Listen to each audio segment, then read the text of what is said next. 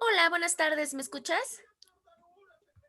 Hola, buenas tardes. Sí, Sí, perfecto.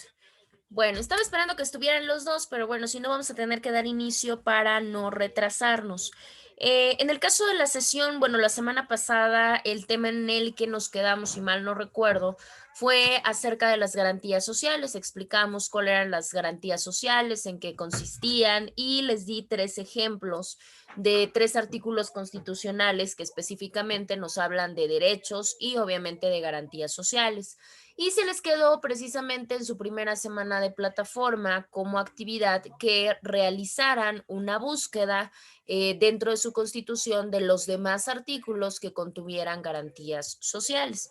Entonces, en ese caso, ¿qué artículos encontraste, Acaricet? Sí. Bueno, le busco, puedo entrar a mi tarea y ya ahorita le digo. Ah, claro que sí. Sí, adelante, Acaricet.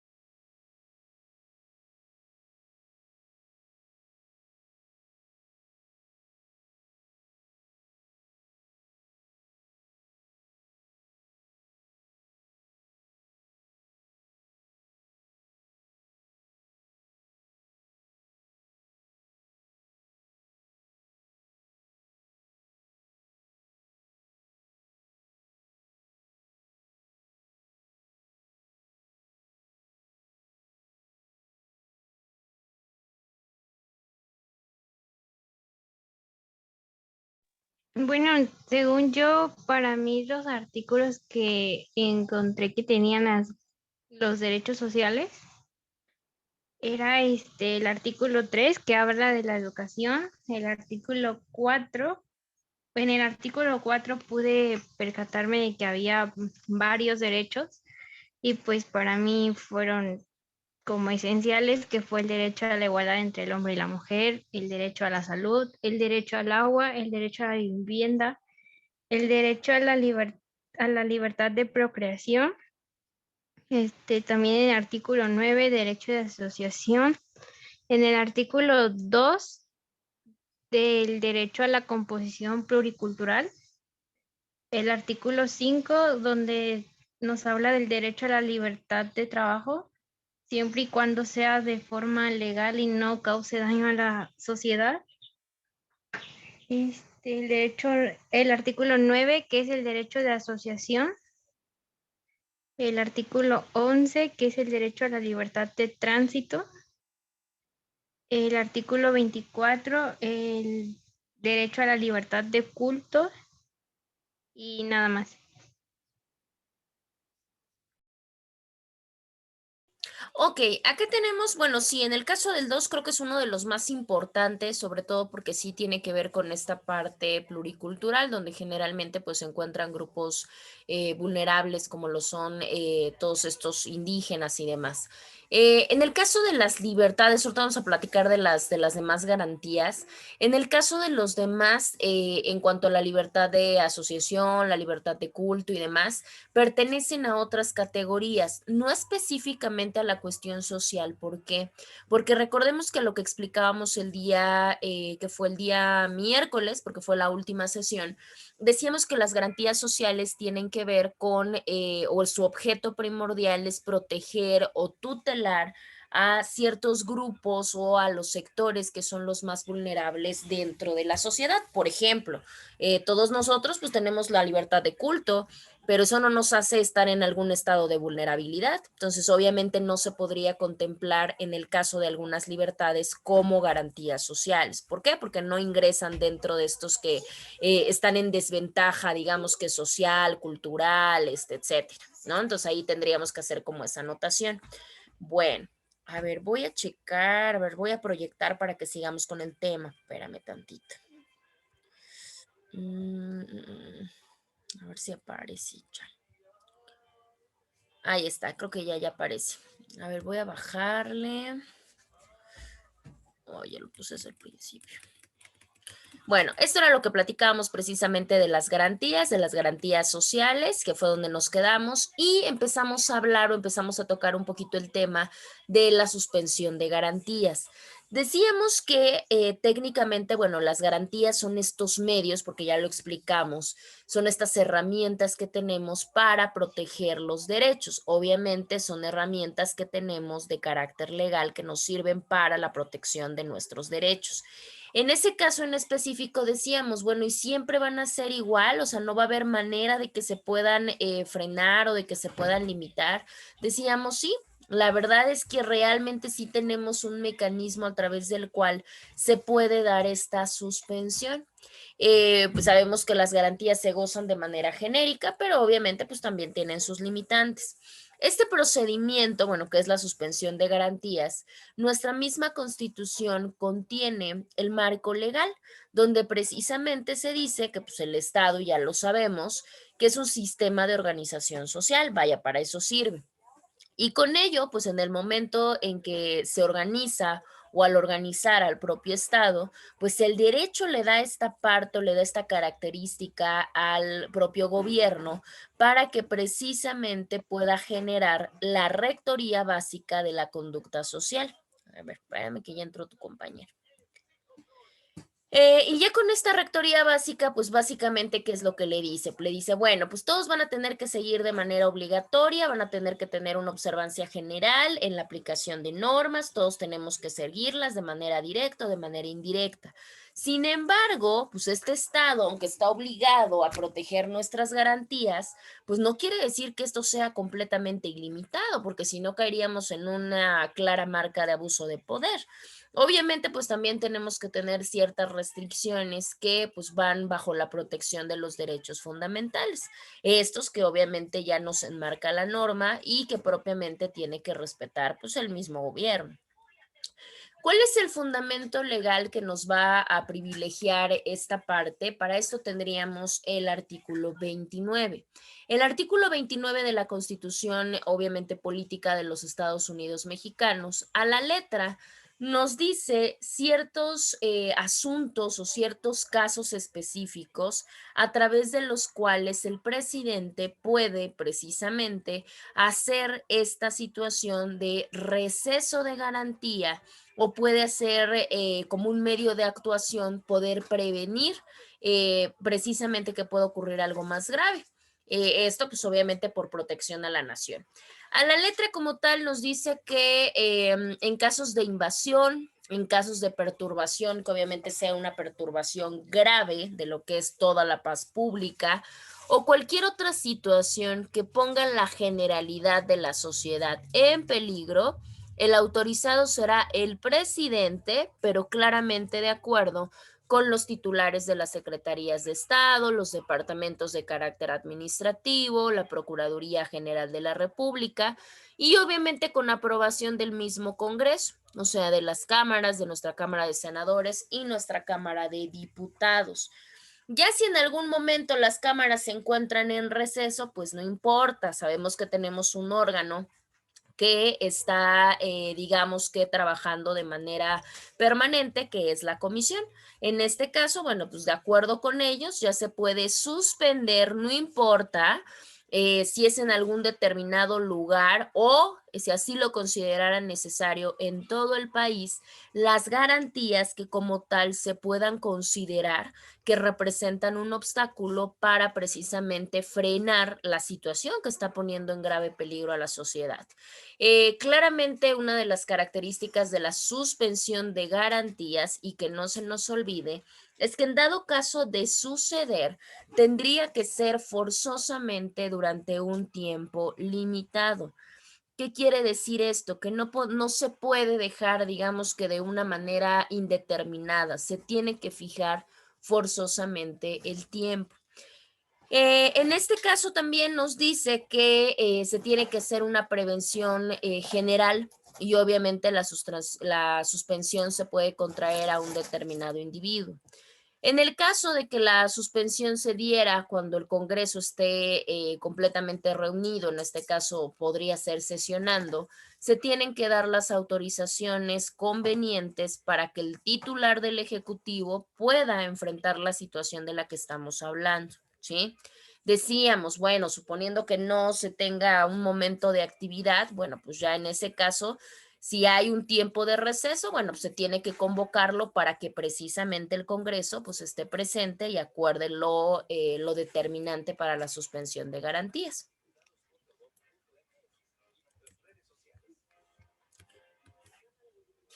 Ok. Acá vamos a checar una parte del análisis propio de lo que representa la suspensión de garantías. Acariciat, ¿me podrías leer solamente el recuadrito azul, por favor? Sí. El establecimiento de derechos fundamentales es, como indicamos con anterioridad, el elemento indispensable en que diversos autores coinciden al hablar de Estado de Derecho.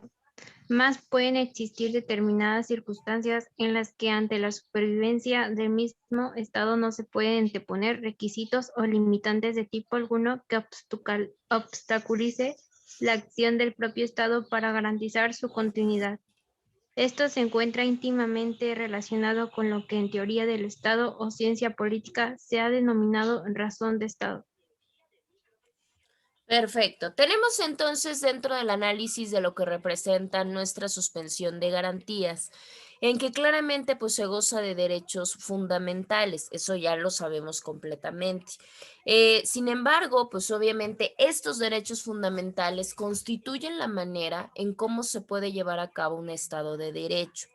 Sin embargo, pues claramente hay momentos, hay circunstancias en las cuales se tiene que privilegiar a la mayoría, o sea, se tiene que privilegiar la propia subsistencia del Estado antes que poder verificar o poder de cierta manera respetar las garantías de algunos que necesariamente estén obstaculizando la misma acción para lo que el Estado está facultado. Entonces, en este caso, pues tiene que hacer qué, pues obviamente tiene que hacer el privilegio de tener que cuidar al propio Estado antes que a la persona que está violentando, que está poniendo en riesgo a la sociedad. En el momento actual, por ejemplo, o sea, en la actualidad, si hablamos de esta razón de Estado, la razón de Estado es una teoría que se defiende mucho en las ciencias políticas, en las cuales se habla de este privilegio, o sea, que llegan momentos en que se tiene que elegir entre las garantías de un individuo y entre la subsistencia del Estado. Y obviamente, pues se dice que el Estado tiene más esta situación de necesidad. Cuando hablamos precisamente de la razón de Estado, pues aquí hablamos como cuando se da una ruptura del mismo orden. Obviamente hablamos de un orden legal, o sea, de un orden jurídico, ¿sí? Del Estado de Derecho. En este caso, pues obviamente, ¿qué es lo que tiene que hacer el Estado para que precisamente pueda subsistir y pueda frenar este tipo de amenazas que están atentando contra él? Bueno, pues tiene que llegar el momento en determinar la suspensión de las garantías para poder actuar. Porque si no, pues esto lo dejaría en un estado de vulnerabilidad y no podría actuar de una manera correcta para la defensa de los demás, ¿sí? Entonces esta sería como la situación. Bueno, de hecho les voy a dejar el día de hoy, les voy a dejar una lectura, no van a leer así como tal todo, ahorita les explico un poquito, y nos habla precisamente de cómo se ha manejado la suspensión de garantías, obviamente a través de un panorama relativamente histórico, porque obviamente desde Roma se vio algo muy parecido, y obviamente pues en el antiguo régimen no iba a ser la excepción. Igual en Inglaterra, fue un país que lo vivió como muy de cerca. Y bueno, pues ahí en ese inter, pues también México tuvo una determinada participación en la cual sí se ha visto esta figura de la suspensión de garantías. Bueno, ahorita les digo el documento y ahorita les digo es una lectura de 31 páginas. No les voy a dejar las 31 páginas, solamente les voy a dejar la suspensión de garantías en nuestro país, o sea, para que no hagan todo el recorrido histórico, nada más para que vean cómo ha operado o en qué asuntos ha sido contemplada la suspensión de garantías en México. Pregunto, hasta acá, bueno, ahorita que acabemos yo les pregunto. En el caso de los efectos, ¿qué pasa si se llega a dar este procedimiento? ¿Qué pasa si llega a haber una invasión, una amenaza que ponga en peligro al Estado de Derecho, que ponga en peligro la subsistencia del mismo Estado y hasta la propia sociedad?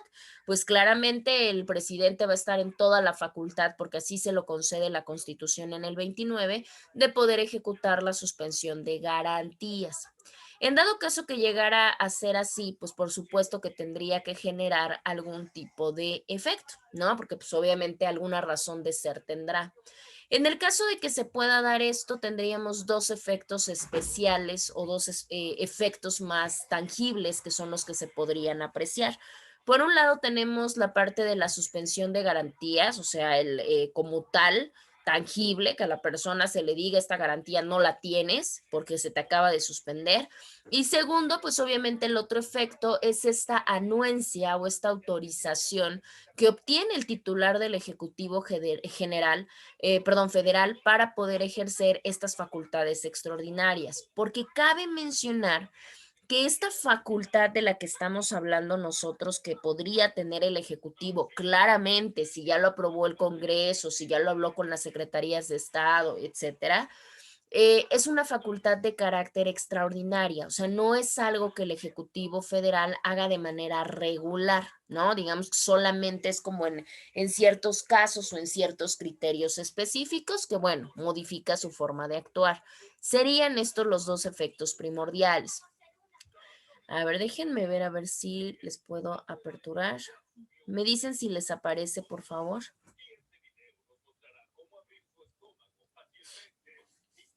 Se supone que ahí está aperturándose.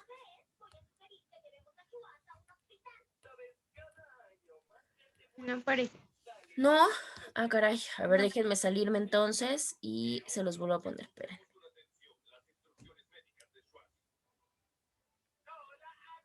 Mm.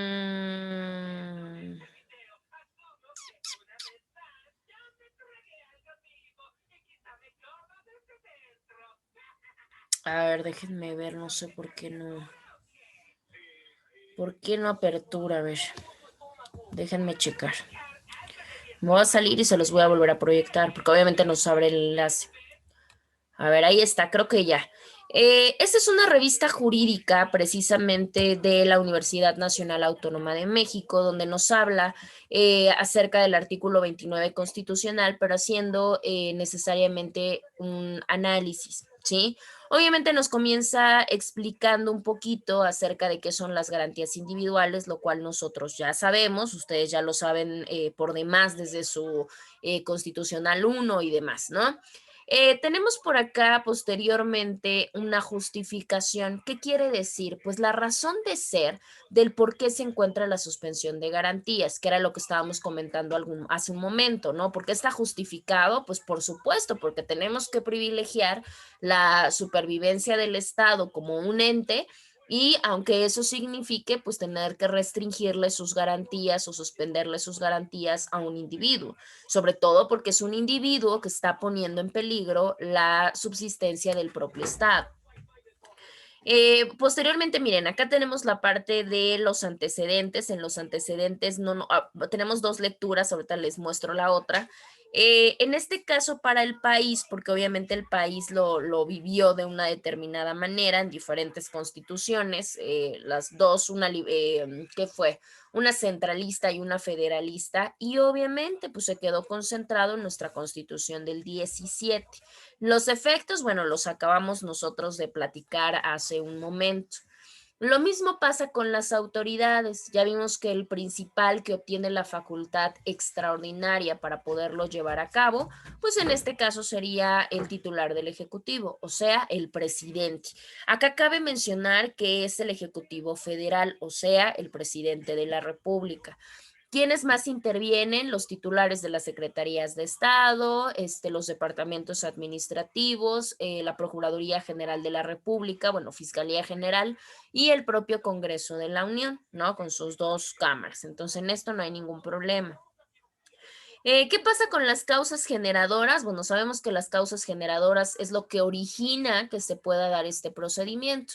Lo platicamos hace un momento en el apartado del artículo 29, pues aquellas casos o aquellas situaciones de invasión, de perturbación o cualquier cosa que ponga en peligro a la propia sociedad, ¿no? Miren, acá esto es muy importante, esto es uno de los contenidos que ustedes van a checar. Van a leer el artículo, perdón, el apartado número 7. El apartado número 7 nos habla de la solicitud, porque claramente no es algo que se decrete de manera directa. O sea, no es que ahorita al presidente se le ocurra y hable con los titulares y en ese momento diga sus garantías suspendidas. No, tiene que haber una solicitud claramente, ¿no? Y esta solicitud pues tiene que reunir ciertos requisitos para que se pueda decretar la suspensión, o sea, requisitos de forma, ¿no? Cuestiones legales que así se solicitan. Y aquí nos va a hablar de qué es lo que se considera dentro de la cuestión personal, dentro de la cuestión temporal y como ciertos razonamientos que se tienen que contemplar, ámbito material, ámbito espacial y todo, la fundamentación que es sumamente importante y que sabemos que eso es requerimiento a nivel constitucional.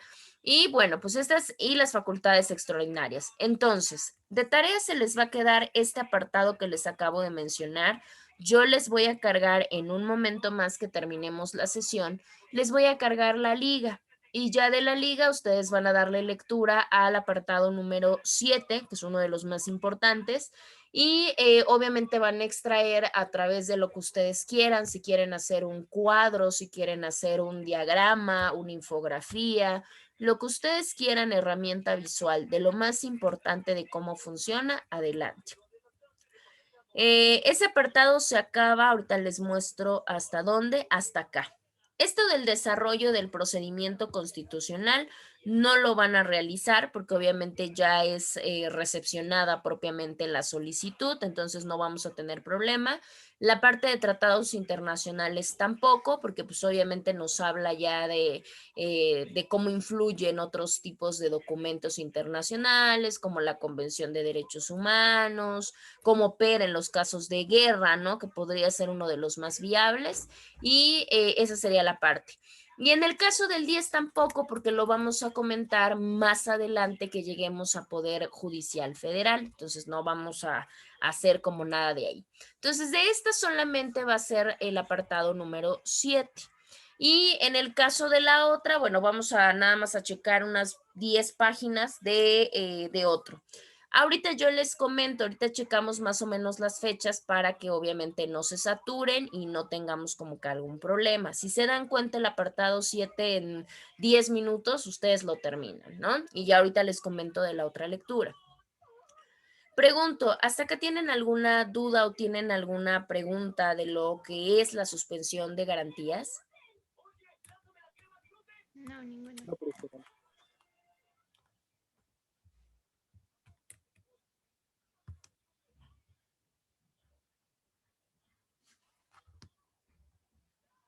¿Dudas o preguntas de suspensión de garantías, muchachos? En lo personal, no. No, perfecto. Bueno. Tenemos entonces nuestro siguiente tema que obviamente pues sigue relacionado con la parte de garantías, específicamente de las garantías individuales. Ya habíamos comentado acerca de la parte de garantías, pero ahorita más que abocarnos a la parte de definición, vamos a comenzar a ver cuál es la división o cuál es la clasificación de las garantías individuales, ¿sí? Sabemos que tenemos, ya habíamos hablado que la Constitución tenía una parte dogmática y una parte orgánica. Y decíamos que en la primera, que era la parte dogmática, se encontraban las garantías individuales, o sea, estas herramientas de protección legal de nuestros derechos, ¿sí? Se dividen en 4 grupos, tenemos 4 grupos doctrinarios específicos de división de las propias garantías individuales. Tenemos las garantías de igualdad, tenemos las garantías de libertad, tenemos las garantías de propiedad y tenemos las garantías de seguridad jurídica. Sabemos que en el caso de las últimas, que son las garantías de seguridad jurídica, son las que retomamos más adelante en estos mecanismos de defensa o en estos mecanismos para evitar alguna transgresión de la norma por parte de autoridades, ¿no? Sabemos que, por ejemplo, en el caso del juicio de amparo, ahí tomamos muy en cuenta la parte de las garantías de seguridad jurídica. Estos son los 4 grandes grupos de clasificación o de división de las garantías. Las primeras que tenemos nosotros son las garantías de igualdad, ¿sí? Sabemos que las garantías de igualdad tienen la finalidad primordial de evitar que existan de alguna manera ciertas, digamos que ciertas prerrogativas o ciertos privilegios injustificados, obviamente, y que bajo este respeto se puedan colocar a todos los ciudadanos, específicamente hablando en su característica o en su categoría de gobernados, en una misma situación. Obviamente sabemos que esta igualdad es una misma situación frente a la ley, forzosamente. Ahora, en el caso de la igualdad jurídica, porque obviamente tenemos una igualdad general, que es colocarnos a todos, ¿no? Bajo esa misma situación. Y en el caso específico de la igualdad jurídica, tiene que ver con que no haya o no se manifiesten, por lo menos de manera tangible, ciertas distinciones por ninguna razón y por ninguna circunstancia. Que no haya distinciones en cuanto a raza, en cuanto a sexo, en cuanto a religión, en cuanto a poder adquisitivo, clase social, absolutamente nada. Las garantías de igualdad entonces son estas herramientas que protegen nuestros derechos para que seamos iguales todos frente a la ley y para que no haya ningún tipo de discriminación o de distinción por cualquiera de las circunstancias que nos podamos imaginar. Entre ellas, pues obviamente les aparecen los fundamentos legales de nuestra Constitución que precisamente nos defienden digamos que estas garantías. Si se dan cuenta, no está completamente transcrito la parte del artículo, porque pues obviamente tardaríamos muchísimo en volver a dar lectura artículo por artículo, y bueno, sobreentendiendo que ustedes ya tienen este conocimiento solamente para que podamos encuadrarlas y para que podamos demarcarlas específicamente en donde les corresponde.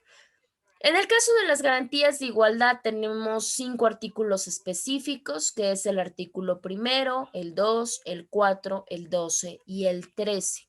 ¿Por qué? El primero, digo, está como muy sobreentendido, ¿no? Porque nos dice que todos los individuos van a gozar precisamente de todas estas garantías, de todos estos derechos que nos otorga la Constitución y, por supuesto, pues obviamente los tratados internacionales. Cuando nos habla de todos los individuos, bueno, ahí claramente nos está dando esta parte inclusiva, nos está dando esta situación de misma categoría y de no discriminación. En el caso del segundo también nos habla de una prohibición de esclavitud.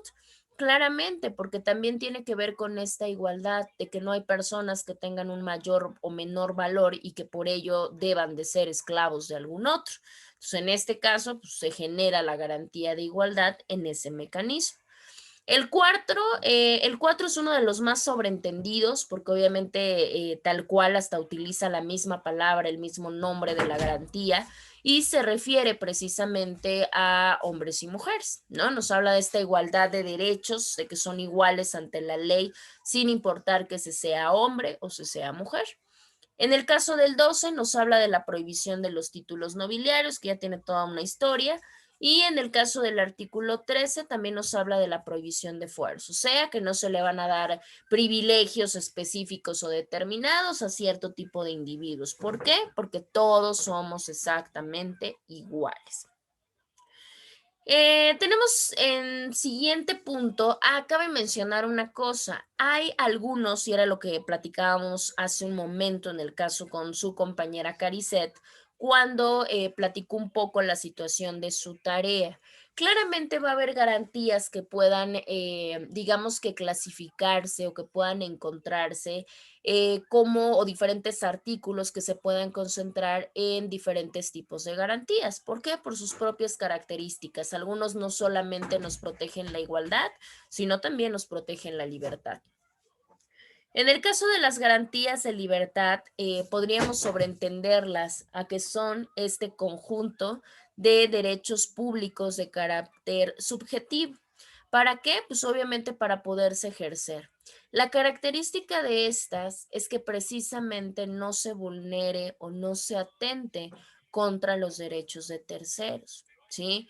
Esta garantía y estos derechos tienen que ser respetados pues claramente por el propio Estado y no pueden bajo ninguna circunstancia tener alguna otra limitación o tener alguna otra restricción, salvo que así lo estipule nuestra Constitución. Y eso es forzoso y es completamente obligatorio. Pregunto, ¿a qué nos referimos cuando hablamos de los derechos públicos de carácter subjetivo? ¿Qué son? Cuéntenme.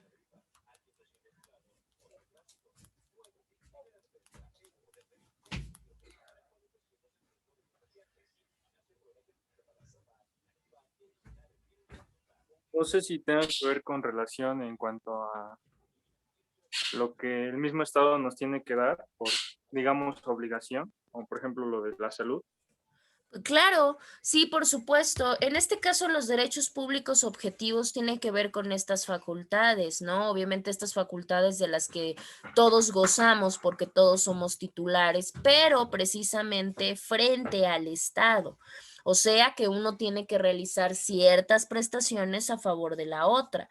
En este caso, pues obviamente el Estado, pues a favor de nosotros, tiene que desarrollar cierto tipo, nos tiene que conceder cierto tipo de derechos forzosos, ¿no? O sea, su compañero, bueno, pueden ir en mucha función, ¿verdad? Sabemos que la administración pública tiene muchas funciones y muchas obligaciones que tiene que cumplir con nosotros. Pues a eso se llaman las garantías de libertad. La autoridad del Estado nos tiene que garantizar que precisamente vamos a gozar de ella sin ningún problema, claro, siempre y cuando pues no atentemos contra ningún tercero y claramente, pues obviamente no tengamos alguna limitación que así me lo diga la Constitución.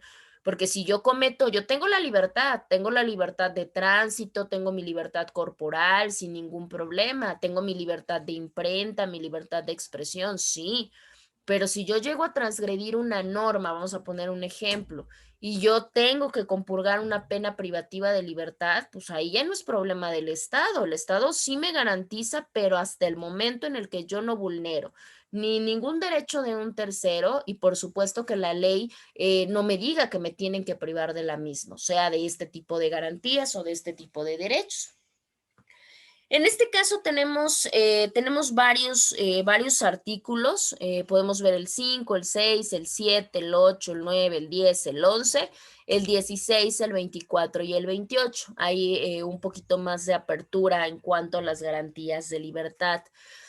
Sin embargo, pues no son los únicos, ¿no? En el caso de la prohibición de esclavitud, pues se refiere también a la libertad corpórea o a la libertad corporal, en el cual nos dice que en territorio mexicano, obviamente está prohibida la esclavitud. En el caso del artículo 2, que hace rato también lo comentamos, que era uno de los artículos más importantes de las garantías sociales. En este caso también es una garantía de libertad. Sabemos que el artículo 2, en esencia, por lo menos en el caso del apartado A, nos habla de la autodeterminación de los pueblos indígenas, en donde nos dice que es obligación, o sea, que la Constitución no solamente va a decir, ah, sí, sí tienen derecho, no, también es su obligación generar los mecanismos que garanticen que los pueblos, que las comunidades indígenas puedan ser autónomos y puedan tener esta determinación libre conforme lo demanden sus usos, sus costumbres y todo lo demás. Esto es una libertad, porque al final de cuentas, ellos no tienen la obligación de hablar nuestro idioma, no tienen la obligación de tener nuestras costumbres, no tienen la obligación ni siquiera de seguir específicamente nuestras normas. Sabemos que, por ejemplo, hay usos y costumbres indígenas, hay derecho indígena, en el cual dice, bueno, mientras no se transgreda algún derecho humano, algún derecho fundamental, ellos pueden ser libres de determinar su propia forma de regulación. Bueno, pues esto es una parte de una garantía de libertad que tiene que estar forzosamente protegida, pues no solamente por la Constitución, sino claramente por el Estado a través de sus autoridades. En el caso del tercero también, en el caso del tercero nos habla de la parte de educación y nos dice que todo individuo tiene derecho a recibirla, ¿no? O sea, tenemos esta libertad para poder elegir qué tipo de educación queremos. Yo decido si quiero una escuela católica, si quiero una escuela pública, una escuela privada. Eso vaya, eso es completamente mi elección. Aparte, sabemos que la educación, el acceso a ella, va a ser gratuito y va a ser laico. Entonces acá ya tenemos esta libertad que anteriormente, bueno, pues era ni pensarlo. En el caso del cuarto, el quinto, el sexto y el séptimo, son creo que de los artículos que de manera mucho más reiterada y mucho más latente nos pueden dar a conocer nuestras garantías de libertad. En el caso de la cuarta, bueno, la cuarta nos habla de un libre albedrío al momento de procrear, ¿no? ¿Por qué? Pues porque todos nosotros tenemos la libre decisión de saber cuántos hijos y cómo va a ser la parte de tenerlos.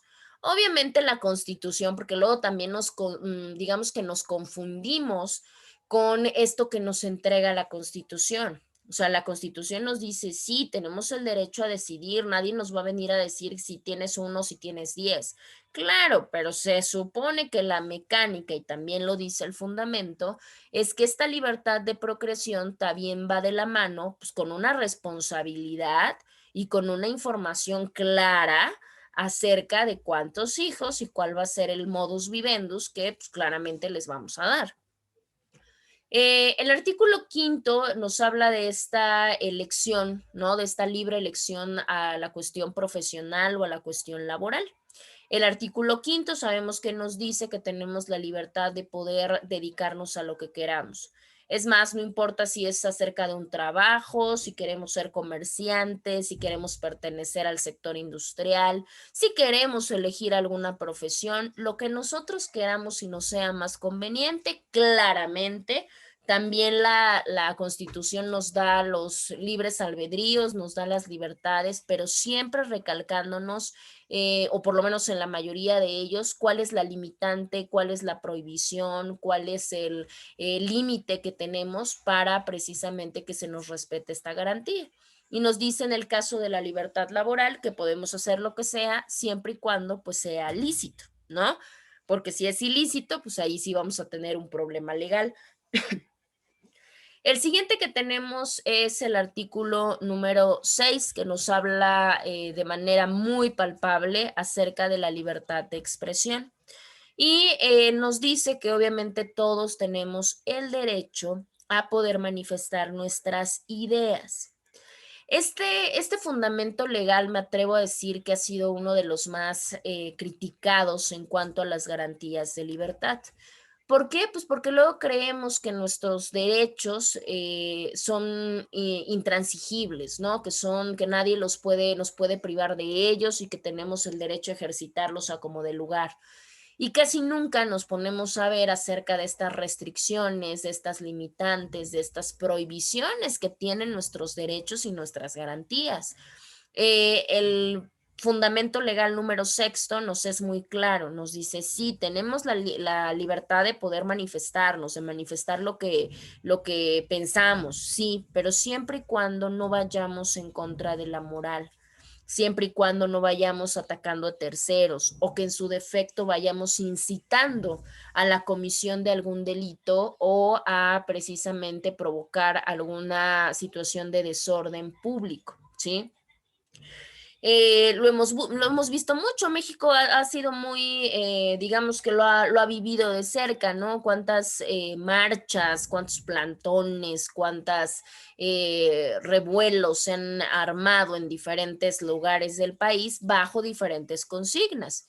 Y las personas que los hacen siempre se han escudado en la parte de decir que solamente lo que hacen es que están haciendo el ejercicio precisamente de una libertad de expresión.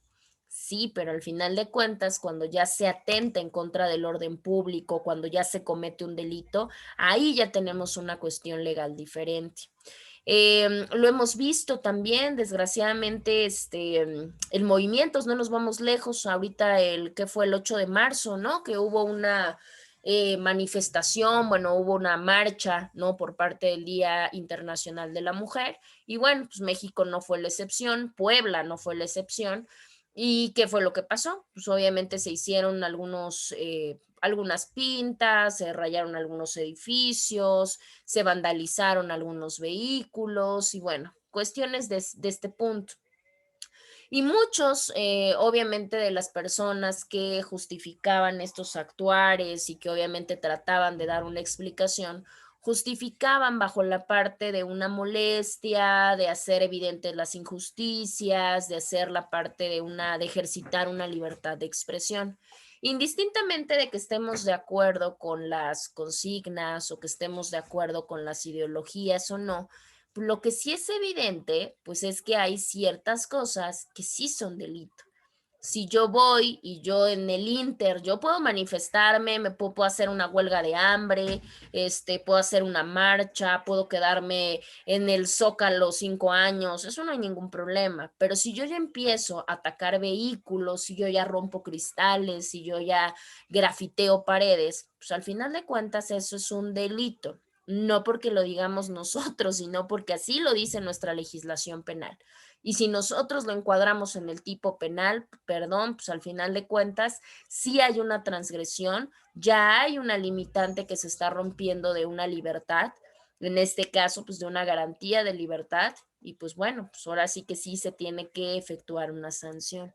Y eso, bueno, nosotros lo vemos desde el punto de vista, no con un juicio de valor, no con una ideología, sino pues obviamente desde el punto de vista de nuestra profesión. Bueno, eso en el caso de la parte de la libertad de expresión. Tenemos también por otro lado que va muy de la mano con esta parte de la expresión, solamente que a través de diferente mecanismo, es la parte de la libertad de prensa. En el caso de la libertad de prensa, bueno, pues sabemos que se encuentra contenido en nuestro artículo número 7. Y acá nos dice que, bueno, tenemos esta libertad de poder escribir y de poder publicar escritos sobre cualquier materia. Sí, obviamente nos habla de la cuestión escrita o nos habla de la cuestión gráfica, que nosotros podemos y tenemos la libertad de poder hacerlo sin ningún problema, sobre lo que sea y sobre cualquier cosa, y nadie podrá violar esta libertad que tengo, ni podrá censurar, ni podrá de ningún mecanismo pues atacar por publicar esta parte de nuestra publicación de temas que queramos. Esto también es una garantía muy valiosa porque ha simbolizado el avance, sobre todo en México, desde hace muchos años, pero también es una garantía vaga. ¿Sí? Sabemos actualmente que ya antes teníamos los medios informativos con un poquito más de filtro, ¿no? Antes, bueno, pues lo que se hacía era una televisión, un radio, un periódico. Y todos esos pasaban por ciertos filtros, ¿no? Ciertos filtros que obviamente hasta nos comprobaban la veracidad de la información. Actualmente, digo, todos somos testigos acerca de lo fácil y lo rápido que es que una información se distribuya y se difunda. Y eso es muy importante porque al final de cuentas nosotros podemos acceder a información en tiempo real en cuestión de segundos. Y en cuestión de segundos esa información ya llegó al otro lado del mundo. Eso es muy importante, ¿no? Porque podemos rodearnos de todo. Desgraciadamente nos hemos dado cuenta que a veces el hecho de estas escrituras o de estas publicaciones que se generan, no se generan en medios con filtros, sino que se generan como, o se los generamos como usuarios particulares Y obviamente a veces ni sabemos el origen, ni sabemos si es verdad, o a veces generamos hasta discursos de odio, ¿no? A través de diferentes mecanismos. Y eso, pues, como estamos actualmente, ha generado muchísimos problemas. Problemas de desinformación, porque pues la gente anda compartiendo cada cosa que ni sabe si realmente sí o no, o que completamente se ve falaz, y la comparte y la difunde, o en su defecto, en esa libertad de poder publicar lo que yo quiera, a veces atento contra los demás. Les voy a poner un ejemplo. Actualmente el mayor mecanismo de comunicación, más que nos enteremos por un noticiario, por un diario periodístico, por alguna cuestión así, el mecanismo de cómo nosotros nos informamos y nos comunicamos es a través de redes sociales, ¿no? Obviamente no hay muchos periódicos que han trasladado su parte escrita, la han trasladado a plataformas virtuales y eso está muy bien. Pero resulta que no, hay mucha gente que con el simple hecho de estar en el momento, de tener una cámara, pues obviamente con eso, pues ya se siente reportero y periodista, y eso no es así. Les voy a poner un ejemplo. Como ya todos tenemos esta libertad de poder publicar y de poder escribir y de poder transmitir sin mayor problema, a veces nos extralimitamos. Y hasta donde realmente se habla de que estamos ejercitando nuestro derecho de manera adecuada o en su defecto estamos trasladando un efecto secundario o un efecto adverso al otro sujeto, a un tercero. ¿Cuál es el ejemplo? Y ustedes me van a comentar. No sé si hace algún tiempo, no sé, ha de haber sido como hace un par de años más o menos, o un poquito menos, que hubo un suceso en el cual se dio un feminicidio en el Estado de México. Ese feminicidio fue precisamente de una chica poblana, porque de hecho era poblana la chica. Déjenme, se llamaba Ingrid. Fue muy famoso y fue muy sonado el asunto. Pero no nos importa a nosotros la parte del asunto porque no estamos ni en penal ni en alguna rama de ciencia forense. ¿Qué es lo que importa de ahí? En el momento en el que se llega a la escena del crimen, sabemos que en la escena del crimen pues llegan los policías primeros respondientes, llegan los capacitados para procesar, peritos y bueno, todo lo demás. Y resulta que en ese momento empiezan a filtrarse imágenes de dos vías. La primera del cuerpo, más bien de los restos de la víctima, porque recuerden que había sido desollada y mutilada y algunas otras cosas, y a alguien se le hace muy sencillo, desconozco si ya hubo si ya fincaron responsabilidad, pero se filtran estas imágenes, a alguien se le ocurre la brillante idea de publicarlas en Facebook y esto se empieza a hacer una transmisión de que en minutos esas imágenes estaban, bueno, quién sabe por dónde. Y la gente las replicaba y las replicaba y las replicaba en todas las redes sociales, ¿no? Obviamente, pues sin tener en cuenta que pues, una, no se puede, porque es un delito, y más como funcionario, porque los que estaban ahí eran funcionarios. Segunda, pues obviamente imagínense la falta de empatía con la cuestión de la familia, ¿no? Porque creo que a nadie de nosotros nos gustaría que tras de haber pasado el suceso, un fulano o una fulana sin respeto, pues hiciera esta transmisión. Y tercero, pues obviamente imagínense, más allá de todo, los comentarios, porque obviamente la gente empezó a generar una serie de comentarios sin sentido y sin conocimiento, que bueno, fue toda una situación muy fuerte. Obviamente aunado a eso, pues si ya habían salido en Facebook, si ya habían salido en Twitter y otras plataformas, ¿qué era lo que faltaba? Pues no faltaron también los periódicos de nota roja, estos periódicos cero seriedad, que yo no sé si realmente hay gente, bueno, yo creo que sí, ¿no? Si no, ya no estarían, donde empiezan a sacar titulares, de periódicos, de revistas de este tipo, en donde ponían la imagen y ponían títulos que nada que ver, ¿no? O sea, hablaban así como el culpable fue Cupido y así una serie de términos que decimos, bueno, más allá de todo, pues hay cero empatía y hay cero nada. Eso por un lado. Y por otro lado, se filtra una entrevista que desconozco si siga, porque en el caso de las imágenes de Ingrid, enseguida las buscaron la manera de prohibir el contenido, ¿no? Ya no se podía mostrar. La entrevista desconozco si siga en redes, no sé. La entrevista que le hacen al sujeto, obviamente cuando lo detienen, cuando lo esposan, cuando lo suben a la patrulla, a uno de los policías, digo, no está mal, porque muy probablemente, pues sí, puede ser una técnica de un policía, muy probablemente sí, la parte de la entrevista para poder obtener información valiosa. Pero el problema, más allá de que lo grabaran, porque también es muy lógico que se pueda grabar para que evitar que haya algún malentendido o alguna violación de derechos, también hacen lo mismo. La entrevista también la filtran. Y sabemos que esto, ustedes como abogados lo saben o lo van a saber en el transcurso de su carrera, también es violatorio. Y si es violatorio a garantías y violatorio a derechos, cuidado, porque puede ser un mecanismo de defensa, obviamente de defensa jurídica, porque le están violentando la identidad al sujeto, porque ahora digo, aunque no estemos de acuerdo, pues así es la ley.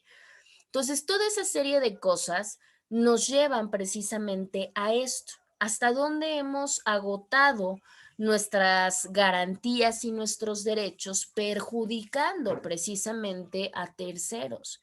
Algunos sin saber y bueno, pues desgraciadamente algunos sabiendo y obviamente con todo el dolo del mundo, porque probablemente cualquier persona de la calle, que lo hemos visto muchas veces, ¿no? Hay un atropellamiento, un homicidio, lo que sea, y bueno, la gente graba y sube, ¿no? Está bien.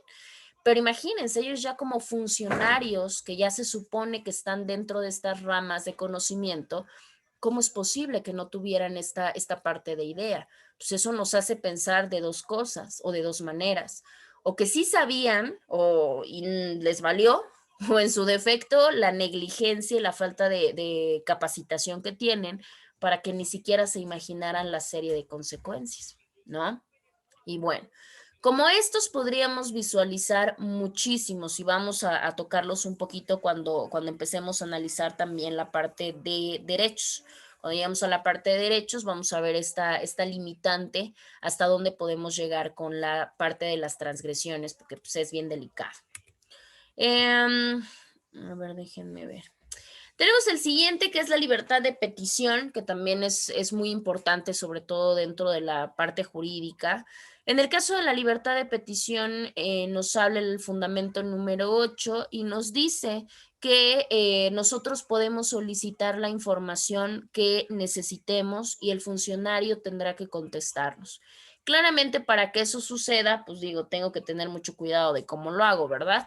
El requerimiento de forma es que tiene que ser por escrito, tiene que ser en una manera respetuosa, por supuesto, y al final de cuentas, pues, ¿qué quiere decir? Que nosotros podemos generar que la autoridad nos deba de contestar, porque es parte de un derecho. No quiere decir que porque sea autoridad, bueno, ya se vuelve completamente intocable e inaccesible, no, porque recordemos que es un funcionario y obviamente es un servidor público de pasada. Entonces, por tanto, pues tiene que darme esa contestación y no porque quiera o porque me haga un favor, sino porque así lo dice la Constitución. Y mientras lo haga de esta manera pacífica, no pasa absolutamente nada. En el caso del noveno, el noveno también es muy, digamos que muy tangible, apreciamos la garantía de libertad, pero vaya, en un segundo, y es precisamente la libertad de reunión y la libertad de asociación. Lo mismo, acá no hay una prohibición, yo me puedo reunir o me puedo asociar con quien yo quiera. Obviamente, acá el fundamento también nos pone dos limitantes importantes. Primera, que se tenga que dar esta reunión o que se tenga que dar esta asociación de manera pacífica. Pues claro, no lo puedo hacer de manera violenta, porque si no, entonces ya estaría atentando contra otro tipo de cosas. Y el siguiente, pues obviamente, aparte de reunirnos de manera pacífica, lo tenemos que hacer con finalidades de objetos lícitos, claro, porque imagínense que sí me puedo reunir con quien yo quiera, pero si me reúno con ellos para ponernos de acuerdo en que vamos a hacer no sé, una asociación o una banda de robo, bueno, pues no, ahí sí mi asociación o mi libertad de reunión ya quedó completamente obsoleta porque estamos transgrediendo las normas. En el caso del artículo 10 también nos habla de híjole, yo creo que también ha sido un tema un poquito áspero en el país por obvias razones, ¿no? Sobre todo por la cuestión de seguridad. Y este artículo 10 nos habla de lo que es la libertad de portación y la libertad de posesión de armas, ¿sí? Pregunta, ¿qué diferencia hay entre la posesión y la portación?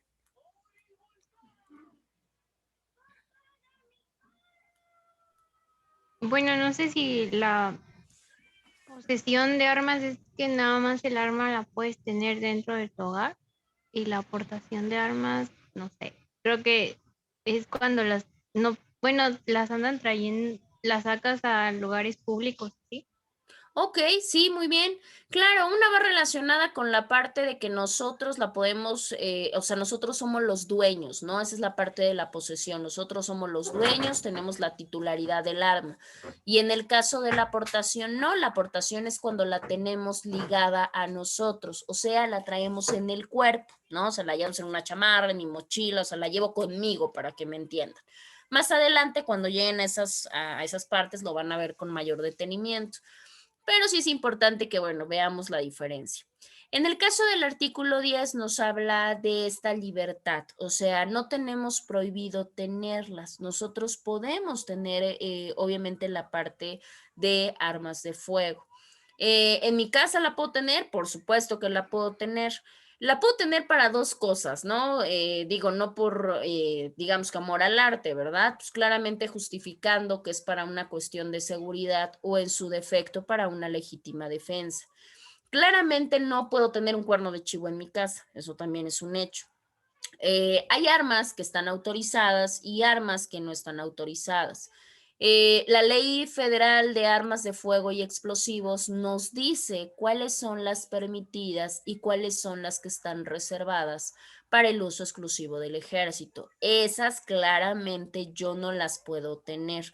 Cualquiera que a mí me mencione que es de uso exclusivo o que la Ley Federal de Explosivos y Armas me lo impida, esas no las puedo tener. De ahí en fuera las debo tener, obviamente las tengo que tener debidamente requisitadas, ¿no? Porque si no, obviamente, pues tendríamos una problemática. En este caso, bueno, esta libertad que se nos da, pues obviamente ya va adjudicada con una parte muy importante de conocimiento y prudencia, ¿verdad? Porque yo no la voy a andar sacando nada más porque un vecino me hizo enojar, pues no. Una. Y segunda, pues yo debo de tener también la prudencia, pues en cuestión del manejo, en cuestión del conocimiento y acreditar que pues obviamente soy, digamos que tengo el conocimiento para poderlas utilizar y para poderlas mantener. Ahora, es delicado, ¿por qué? Porque precisamente volvemos a caer en la parte que comentábamos hace un momento. ¿Cómo llegan momentos en que la línea puede ser tan delgada entre la garantía o el derecho que yo tengo, porque así me lo entrega la Constitución, y en qué momento yo puedo transgredir y atentar contra algún tercero? ¿Sí? En el caso de la posesión de armas pasa lo mismo. ¿Por qué? Porque precisamente en ese caso específico, anteriormente la legítima defensa era algo que se utilizaba, o sea, se utilizaba de una manera muy reiterada, o sea, se metió a mi casa, me quiso violentar, me quiso secuestrar, me quiso robar y bueno, pum, le disparé y lo maté, ¿no? Obviamente se empezó a ver con el paso del tiempo que esto dejaba también en estado de indefensión o que de alguna manera era una mecánica de defensa legal cuando sí se cometían homicidios intencionales. Entonces llegó un momento en que obviamente pues, los legisladores dijeron como que ya no están haciéndolo de una manera tan, vamos a decir que tan adecuada, ¿no? Ya se están excediendo en este caso de la parte de la legítima defensa.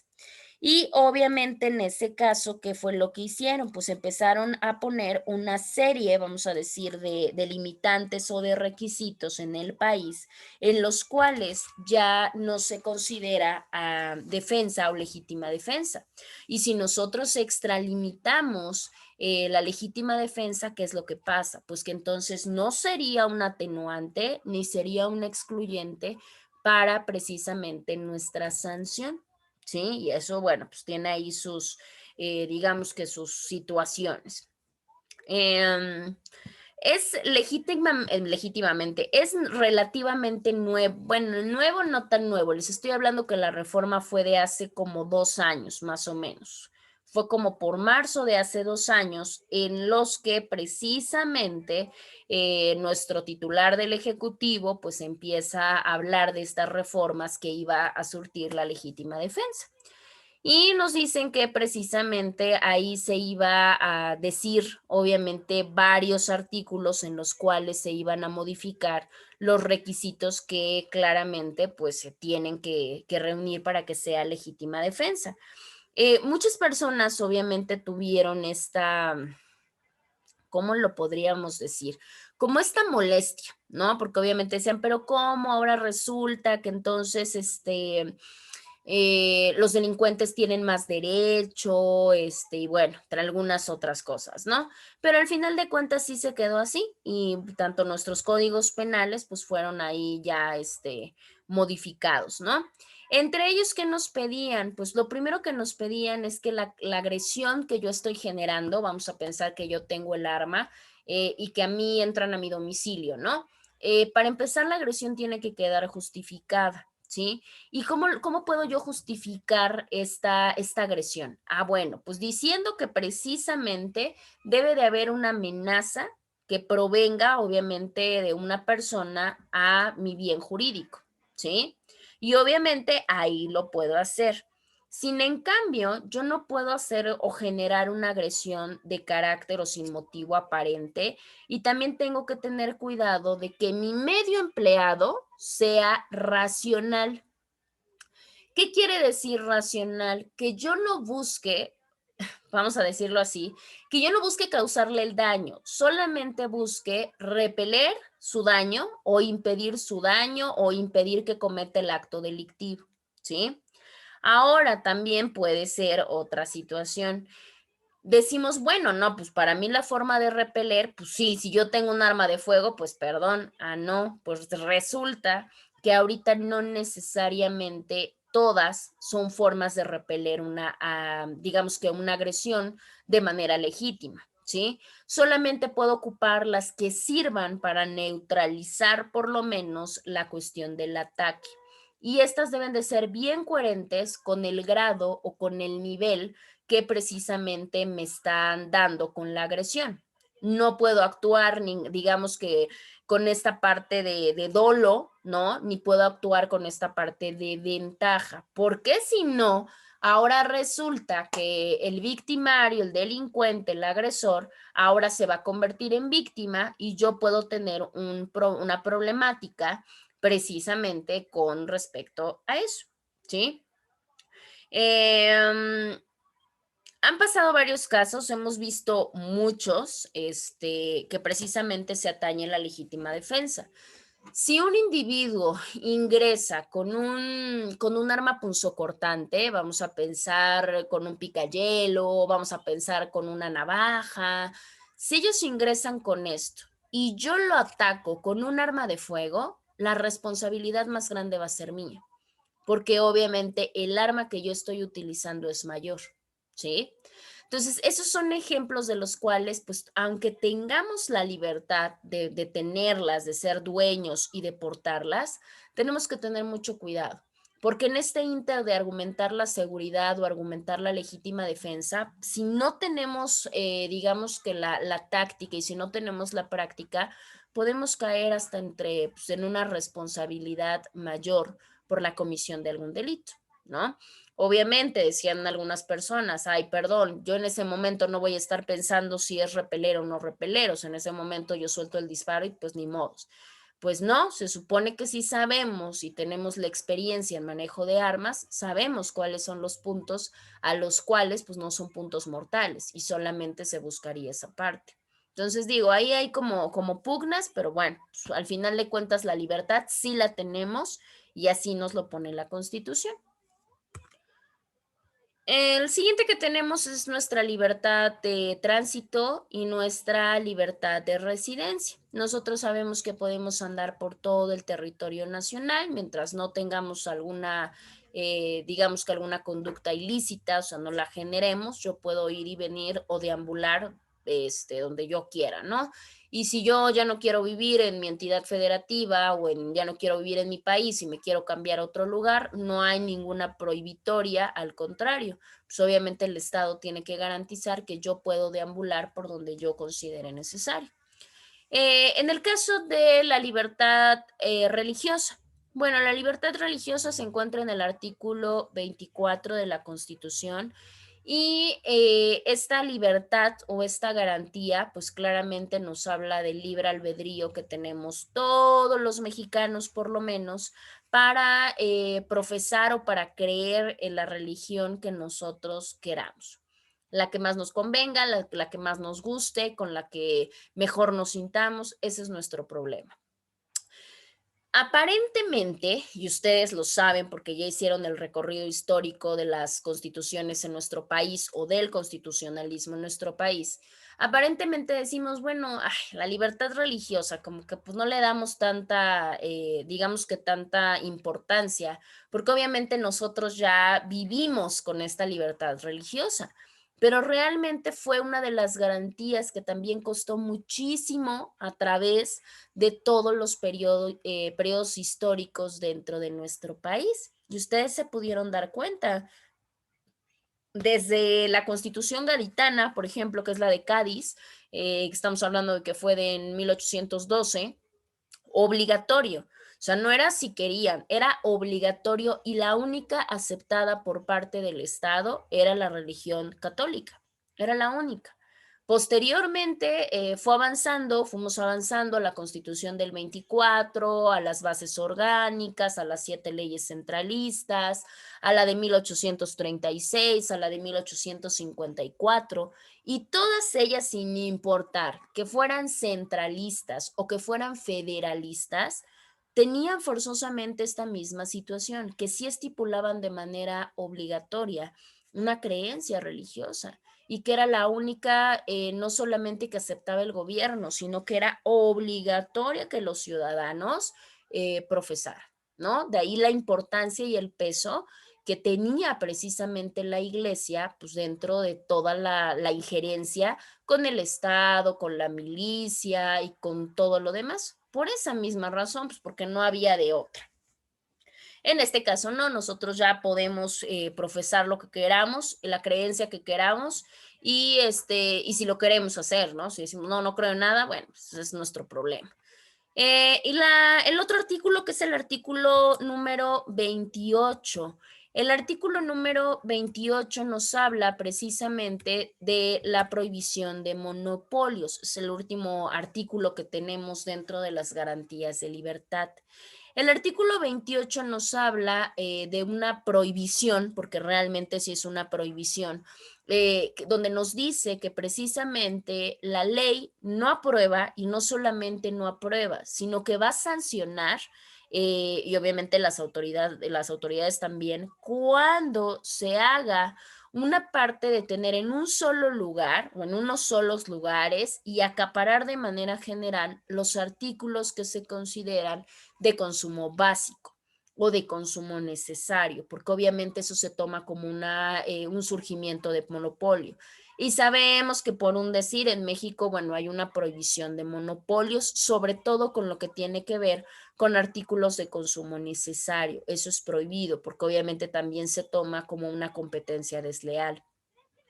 Hubiera pasado, ¿no? Imagínense que bueno, y se dio, pero no necesariamente así, ¿no? De mucha gente que empezaba a comprar y comprar y comprar y comprar paquetes y paquetes y paquetes de rollo.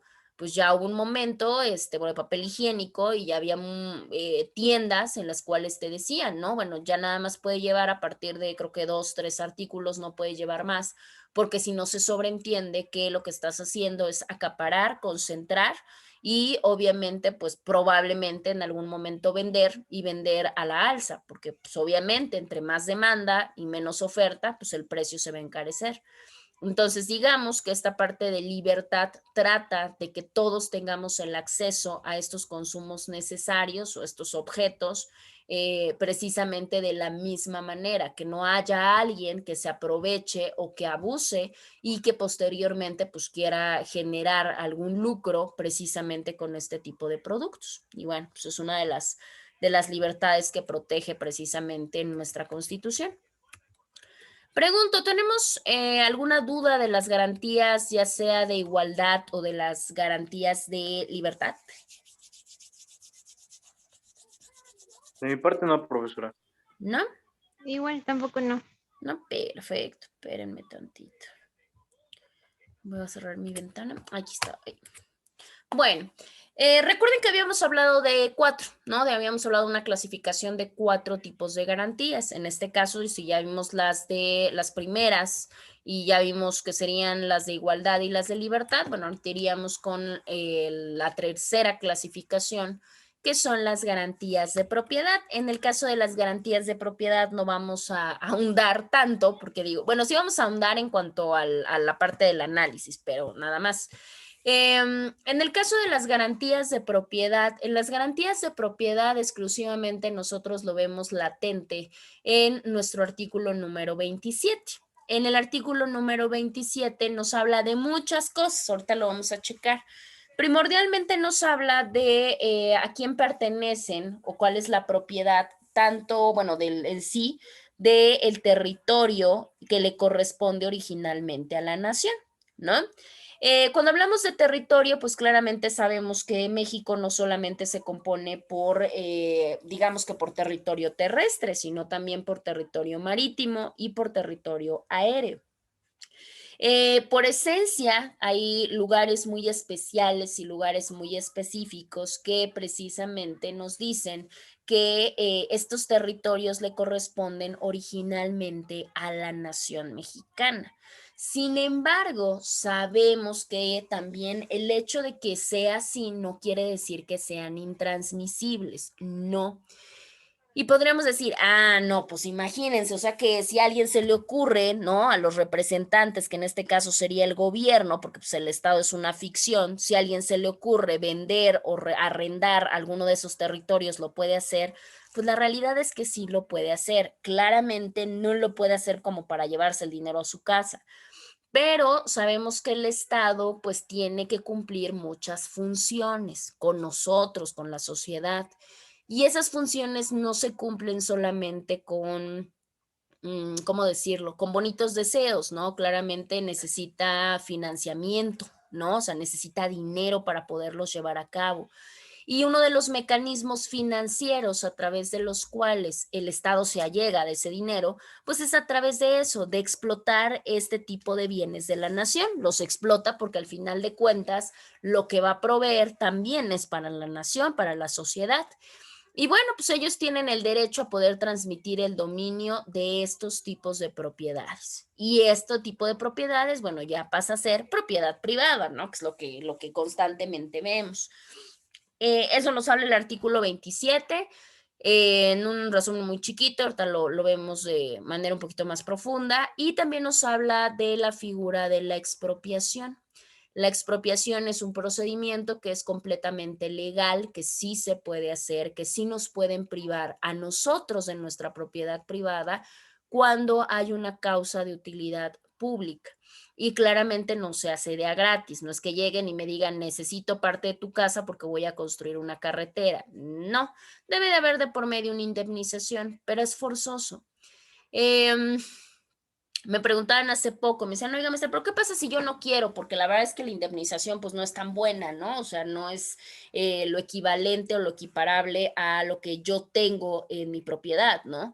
Le decía, pues es que tienes de dos, o aceptas la indemnización y obviamente pues ya, o en su defecto pues te quedas sin indemnización y te quedas sin ese fragmento de tu tierra, porque al final de cuentas tienen toda la facultad, el documento es completamente legal y por supuesto que se adjudica la causa de utilidad pública. ¿Cuál es la causa de utilidad pública? Pues eso que nos beneficia a todos. Si yo hago una carretera, vamos a pensar que necesito un fragmento de, no sé, de unas casas, ¿no? de toda una orilla, decimos, bueno, pero está perjudicando a 10 personas, ¿no? Pues son los que tienen hasta ahí su vivienda. Sí, pero resulta que va a beneficiar a 30,000 personas, porque obviamente son los automovilistas que van a tener un carril de más, o a los transeúntes porque van a tener una banqueta, no sé. Entonces imagínense, de perjudicar a 10 o a 20 a beneficiar a 30,000, pues por supuesto que hay una causa de utilidad pública. Entonces, digo, completamente no es ilegal. A ver, déjenme ver, les voy a proyectar. ¿Tienen su constitución a la mano? Sí, ¿Sí? No seas Sí, malita, Acaricet, ¿me puedes buscar el artículo número 27 precisamente? sí. Por favor. A ver, ahorita déjenme checar. Ya. Adelante, Acaricet. Digo, vamos, si te das cuenta, bueno, no sé si ya le diste así como digamos que un repasito así de manera muy rápida. Está muy largo, pero Sí. bueno, vamos a darle lectura solamente a un fragmento. Yo sé que ustedes probablemente ya los pusieron porque es parte de, yo creo que a todos nos toca ese referente de analizar el 27. Entonces vamos a leer solamente los primeros, ¿qué te digo? Los primeros 3 párrafos, por favor, Acaricet. Y les voy a proyectar la Constitución para que igual lleven la lectura. Artículo 27. La propiedad de las tierras y aguas comprendidas dentro de los límites del territorio nacional corresponde originariamente a la nación, la cual ha tenido y tiene el derecho de transmitir el dominio de ellas a los particulares, constituyendo la propiedad privada. Las expropiaciones solo podrán hacerse por causa de utilidad pública y mediante indemnización. La nación tendrá en todo tiempo el derecho de imponer a la propiedad privada las modalidades que dicte el interés público, así como el de regular, en beneficio social, el aprovechamiento de los elementos naturales susceptibles de apropiación con objeto de hacer una distribución equitativa de la riqueza pública, cuidar de su conservación, lograr el desarrollo equilibrado del país y el mejoramiento de las condiciones de vida de la población rural y urbana. En consecuencia, se dictarán las medidas necesarias para ordenar los asentamientos humanos y establecer adecuadas provisiones, usos, reservas y destinos de tierras, aguas y bosques, a efecto de ejecutar obras públicas y de planear y regular la fundación, conservación, mejoramiento y crecimiento de los centros de población, para preservar y restaurar el equilibrio ecológico, para el fraccionamiento de los latifundios, para disponer en los términos de la ley reglamentaria la organización y explotación colectiva de los ejidos y comunidades, para el desarrollo de la pequeña propiedad rural, para el fomento de la agricultura, de la ganadería, de la silvicultura y de las demás actividades económicas en el medio rural y para evitar la destrucción de los elementos naturales y los daños que la propiedad pueda sufrir en perjuicio de la sociedad. Perfecto, muy bien, Acaricet.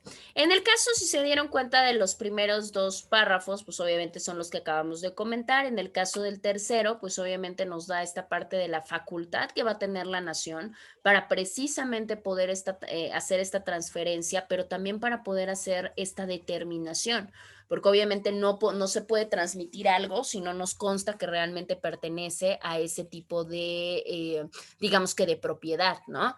En el caso de este párrafo, digo, no le vamos a dar lectura, porque si no, híjole, no acabamos. Es muy interesante, es uno de los artículos creo que más largos de la Constitución, bueno, con algunos otros, pero porque este específicamente nos habla de la propiedad de tierra, nos habla de la propiedad de los bienes nacionales de manera general y de cómo obtener o si se puede obtener alguno de estos en dominio. En este caso, por ejemplo, nos habla de los recursos naturales, nos habla de a quién le corresponden, todos aquellos que se encuentran, ya lo verán cuando lleguen a derecho ambiental, bueno, no sé si su institución les dé derecho ambiental, ahí se ve muchísimo este artículo. Todos los recursos que obviamente pertenecen, que se encuentran en islas, obviamente qué se hace con los minerales, qué se hace con los yacimientos, qué se hace con los metales, porque recordemos que esos, gran parte de esos, son utilizados precisamente para la industria. Entonces, muchas veces hay industrias que quieren explotar esos recursos. ¿Se puede? Por supuesto que se puede, pero claramente pues tiene que haber una concesión, tiene que haber algún contrato, tiene que haber algún arrendamiento financiero, entre algunas otras cosas. En este otro párrafo nos habla también de la propiedad de la nación, pero específicamente en el agua de los mares. Recordemos que México, y esto lo verán en derecho internacional, recordemos que México tiene también limitantes, porque recordemos que hay parte de nuestros mares que tienen, digamos que injerencia con otros países. Entonces, entre estos países tienen tratados internacionales entre ellos en donde nos dice cuál es el límite de uno y cuál es el límite de otro. Y bueno, pues el límite en el caso de México, pues forma parte obviamente de la nación. Ahí verán, ¿no? Que es una laguna, que es un estéreo y todos estos lugares que desembocan propiamente, como los lagos, las lagunas, que desembocan en corrientes del mar. Y obviamente eso podemos decir nosotros, bueno, ¿y eso qué tiene que ver? Pues tiene que ver mucho, porque precisamente todos esos lugares, recordemos que tienen flora y tienen fauna. Y obviamente gran parte de ellos también se pueden explotar, o sea, se puede obtener recursos o se pueden obtener bienes precisamente de ahí. Por tanto, México, en este caso específico, pues tiene que estar muy atento para que, sí, si tú quieres venir a pescar acá porque es parte de mi territorio, está perfecto, pero pues obviamente vas a tener que pagar pues determinadas cuestiones. Y acá nos explica todos estos lugares que conforman parte del territorio marino, del territorio marítimo, dentro obviamente de nuestro país. Miren, este es muy importante. En el caso de las aguas, si hay aguas que se encuentran o que son parte de cierto tipo de terrenos, ¿no? O ahí se encuentran los depósitos, pero hay dos predios entre estos dos y se necesita en algún momento aprovecharlo por causa de utilidad pública, pasa exactamente lo mismo, nos lo pueden expropiar. Por ejemplo, vamos a pensar que abajo de nuestro terreno o abajo de nuestra casa hay territorio marítimo o hay algún lago, alguna laguna, alguna cosa que en algún momento, en este caso la federación quiera utilizar. Si lo quieren hacer, también lo pueden expropiar. No solamente se expropia esta parte, digamos que de tierra, ¿no? Y se nos puede solicitar. Aquí nos habla también de que todos estos territorios son inalienables e imprescriptibles. ¿Qué quiere decir? Que este derecho no va a cambiar, ni tampoco se puede transmitir a nadie, ¿no? Obviamente a otro país, por ejemplo, a otro gobierno, no se puede, porque al final de cuentas es nuestro territorio. Obviamente, cuando hablamos del Estado, pues hablamos de nosotros incluidos ahí. De ahí, ¿de qué más nos habla este artículo, así como haciendo el resumen? Acá en el caso de también nos habla de los bienes, obviamente estos bienes que ofrecen lucro, como lo pueden ser los hidrocarburos, como lo puede ser el petróleo, todo esto también pasa exactamente lo mismo. Son inalienables, son imprescriptibles, o sea que no se pueden transmitir como tal. Ya con eso, bueno, sabemos que si en algún momento, porque el Estado requiera obtener ingresos para que precisamente la nación fluya, sabemos que sí se puede extraer y esto es bien importante. Yo puedo darle una concesión en el sentido de que se explore o que se extraiga petróleo o algún hidrocarburo a cualquier otro estado, claro que puedo, pero solamente para que explore y para que extraiga, no para que yo le entregue, digamos que la propiedad del petróleo mexicano, ¿sí? Es como a lo que se refiere. Mira, en este caso, ¿cómo se hace? Pues se hace a través de asignaciones o se hace a través de contratos cuando se trate de hidrocarburos. También a la nación puede utilizar todos sus combustibles nucleares, ¿no? Si en algún momento quiere generar, bueno, o quiere generar energía nuclear, en este caso lo puede hacer, claro que lo puede hacer, pues es propiedad de nuestra nación. Lo único que sí se tiene que tener muy claro es que tiene que ser utilizado para fines pacíficos. Igual, acá tenemos una parte del mar territorial. El mar territorial también tiene una delimitación, digamos, en kilómetros, que se llama zona económica exclusiva. Esta zona económica exclusiva, esto también se ve mucho en derecho internacional. La zona económica exclusiva, cada país la tiene. En el caso de México, digamos que son las zonas que más nos provee recursos, ¿sí? Y esas zonas que más proveen recursos dentro del mar, pues obviamente también nos tienen que decir a quién le pertenece. Esto hablando de las jurisdicciones, digamos que estatales, ¿no? Porque obviamente si hay dos estados que convergen a través de una zona económica exclusiva, bueno, ¿de quién va a ser el encargado de? De hecho, acá tienen, miren, aquí están lo que les decía digamos que de los kilómetros son 200 millas náuticas y ya desde ahí se puede ir midiendo cuánto es lo que le corresponde de mar territorial. Esto pues ya dependerá para que se pueda hacer la división y para que pues obviamente se pueda obtener por lo que queremos, porque al final de cuentas recordemos, los recursos naturales son para explotar. El único requisito es que se haga de manera sustentable, o sea, que podamos nosotros obtener el lucro, podamos aprovechar, podamos explotar, pero que se quede algo para las generaciones futuras. Eso es lo que nos estipulan las leyes en México. Ahora, si se quiere adquirir el dominio de tierras y de aguas de la nación, bueno, pues acá nos tiene que decir cuáles los requisitos a cumplir, porque no se puede por todos, ¿eh? En este caso, forzosamente tienen que ser mexicanos, no importa si es por nacimiento o si es por naturalización, ahí sí se puede, en cualquiera de los dos casos. En el caso de los de naturalización, sabemos que, bueno, pues ahí ya tiene que intervenir la Secretaría de Relaciones Exteriores, ¿sí? Las asociaciones religiosas también pueden, obviamente siguiendo ciertos puntos, digamos que las organizaciones o las instituciones que sean de beneficencia también pueden, las sociedades mercantiles también pueden poseer cierto tipo de lugares rústicos, acá nos va explicando cuáles y por qué. Los bancos, los propios estados también pueden ocupar esta situación, obviamente a través de un pago, a través de un contrato, etcétera, etcétera, etcétera. Los núcleos, pues obviamente en el caso de los núcleos de población ejidal y comunal, sabemos que la protección de su tierra está bien, bien delimitada. Pero obviamente si se necesita hacer, digamos que para alguna actividad productiva, porque se va a sembrar, porque se va a criar animales, bueno, pues también se puede otorgar y no hay absolutamente ningún problema.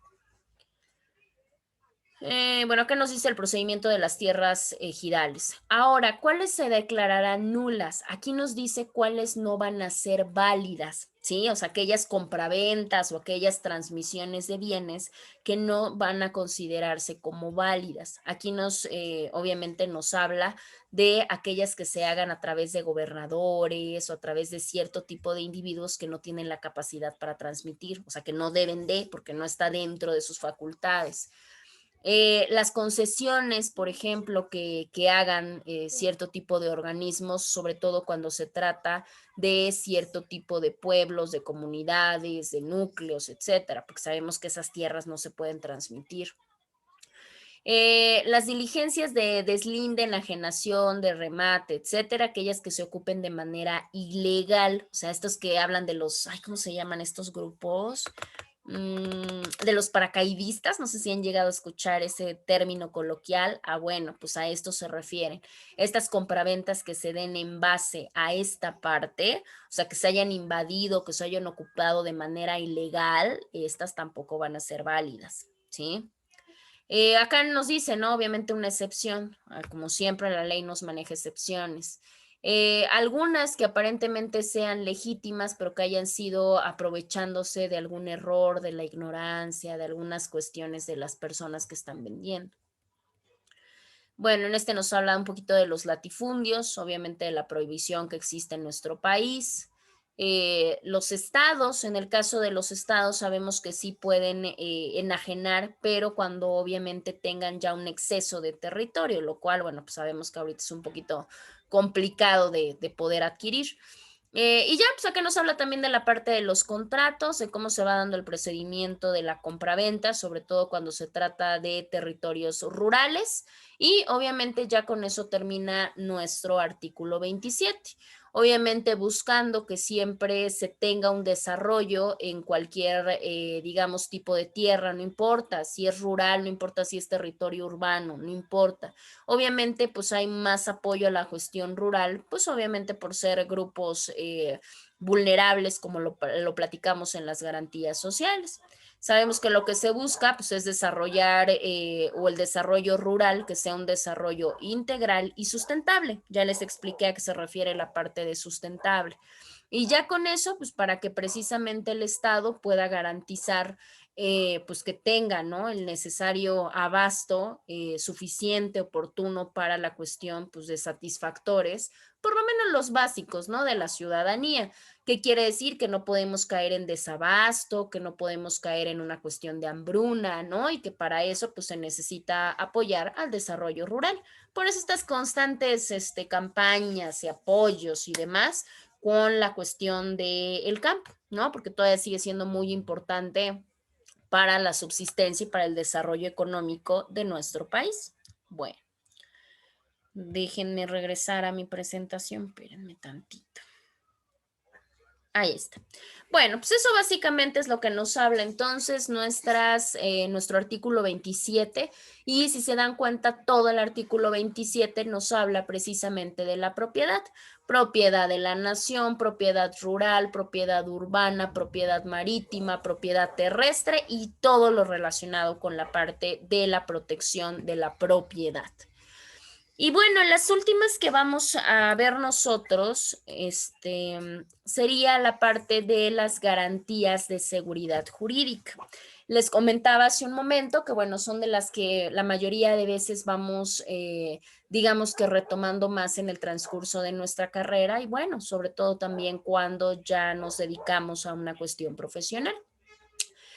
Las garantías de seguridad jurídica tienen que ver con la parte de cómo se da de manera obligatoria observar ciertas formalidades, ciertos requisitos que deben de tener o que deben de seguir precisamente el poder público para que pueda actuar, ¿sí?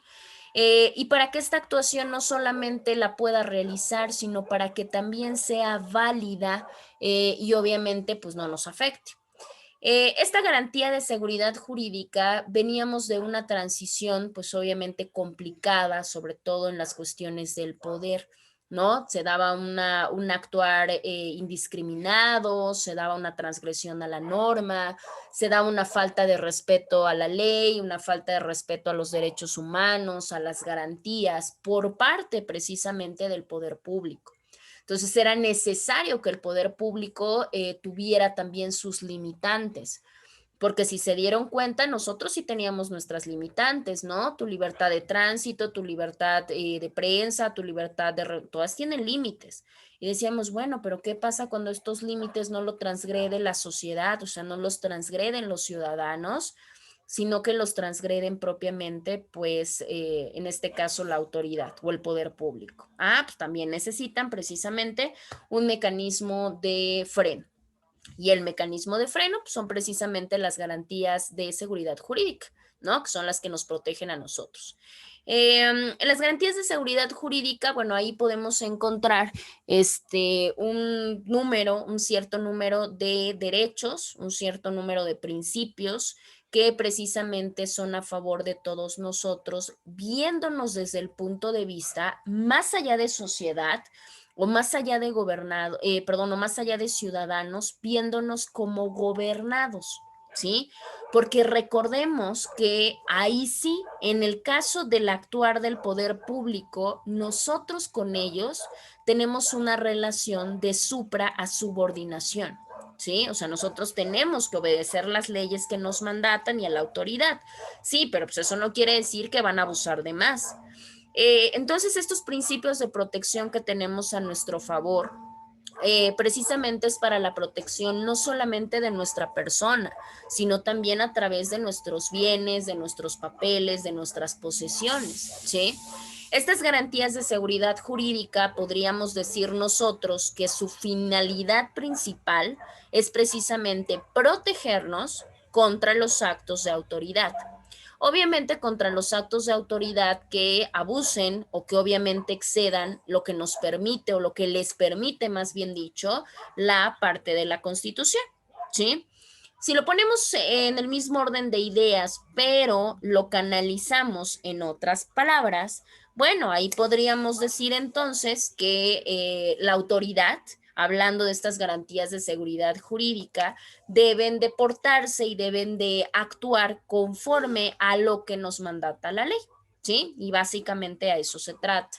Bueno, tenemos entonces, vamos a dejarlo acá con la pura introducción de garantías de seguridad jurídica, son 20 para las dos, pero todavía tengo que hacer su pase de lista y su toma de, ¿cómo se llama? Y su toma de asistencia, ¿sí? No se preocupen, si quieren les iba a dejar dos, pero yo creo que va a ser mucho para ustedes, entonces solamente les voy a dejar el que les comenté, del apartado que les comenté y nada más. Dejamos la parte histórica en el caso de suspensión de garantías, ¿sí? A ver, denme un segundo, déjenme buscar su lista. Ah, ya les había comentado, ¿no? Que hice la impresión de su lista, pero solamente me apareces tú, Bruno. Entonces, no seas malita, Caricet, ¿me puedes pasar tu nombre completo? Sí, se lo escribo por el chat. No, si quieres así, dímelo. A Caricet y Esael. Ah, entonces sí, escríbemelo. Mejor por el... Ya está. Perfecto. A ver, déjame, de una vez lo anoto. Ya les hice obviamente la captura de la semana pasada de las asistencias, pero dije de una vez para que ya lo tengamos en orden y no tengamos problema.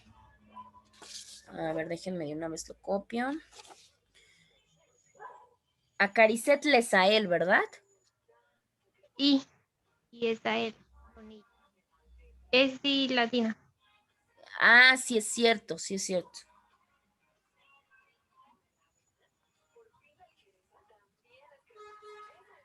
Ahí está, perfecto. Entonces ya nada les pongo, digo, no es necesario decirles su nombre completo, nada más les pongo obviamente su asistencia en los dos para que no haya ningún problema. Si me hacen favor de encender rapidísimo su cámara, nada más para tomarles la evidencia y ya con eso.